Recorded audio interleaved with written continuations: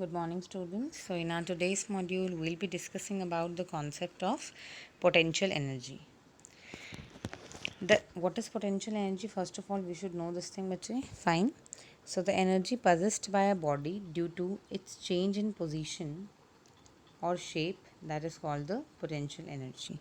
Remember this thing, it is also a form of energy, so its SI unit becomes joule. Now, children, we can say that the potential energy possessed by a body is the energy present in it by virtue of its position. Remember this thing, position or configuration. Like earlier, we had discussed the concept of kinetic energy. There, it is because of its motion. Example, a stretched rubber band, a spring, string on the bow, etc. Now, we can say that a body possesses energy even when it is not in motion. Example of potential energy are water stored in dam has potential energy due to its position at the height. A stone lying on the roof of the building has potential energy due to its height. A wound spring of a watch has potential energy due to change of its shape. These are the examples. Now you can see here we need to calculate the potential energy of an object at a height. So when an object is raised through a certain height above the ground, so its energy increases. This thing we already know. So this is because work is done on it against gravity while it is being raised. Now children, the energy that is present in such an object is gravitational potential energy. And the gravitational potential energy of an object at a point above the ground, that is defined as the work done in raising it from the ground to the point against gravity. Now we'll be studying the same fine while calculating the value for the potential energy. So you can see here.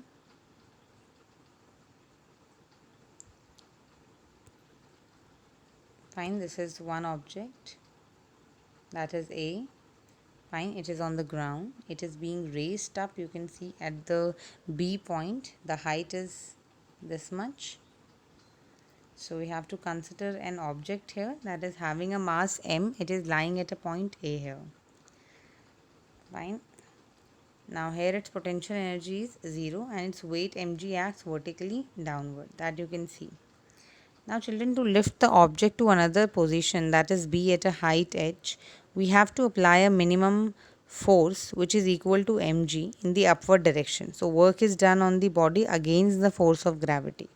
Therefore work done is equals to force into displacement. This thing we already know. Now children, you just need to put the values. Like we know that F is equals to mg, fine, and S distance we can write it as h.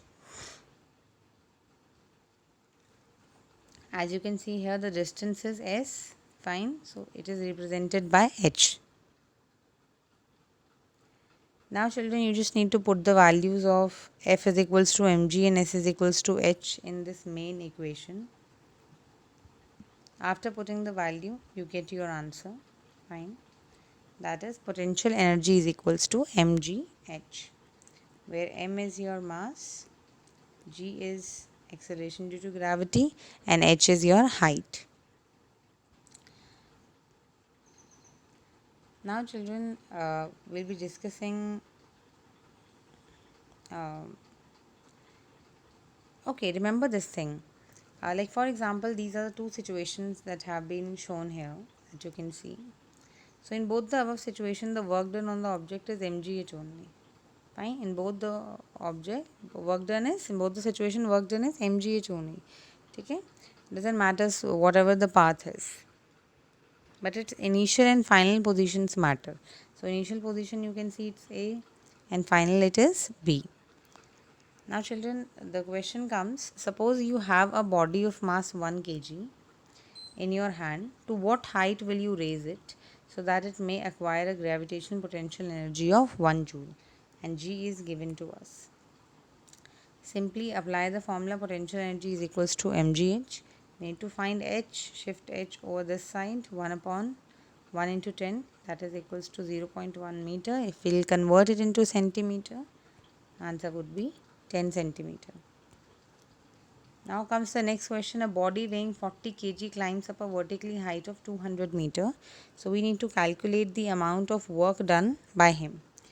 Now children, how much potential energy does he gain? So G is given to us, mass is given to us, height is given to us. Apply the formula, we'll get the work done, that is 7.84 into 10 raised to power 4 joule. Now here comes the next question, that is, suppose two bodies A and B having equal masses. Fine, both the masses are same, it means both the masses are equal. They are kept at a height of h and 3h. So one is at 1h height and another one is at 3h height. So you have to find the ratio. It's very simple, bete. Take care. If you need to find out the ratio, so what you need to do? You just need to apply the formula, and that is potential energy is equals to mgh. So mgh upon mgh. But here in the second case, you can see that the height is 3h. Simply apply it as 3h. It becomes 1 by 3 and your ratio would be 1:3. So I hope the topic is clear to each one of you children. Today we had just discussed about the concept of potential energy and some numerical based upon it. Thank you.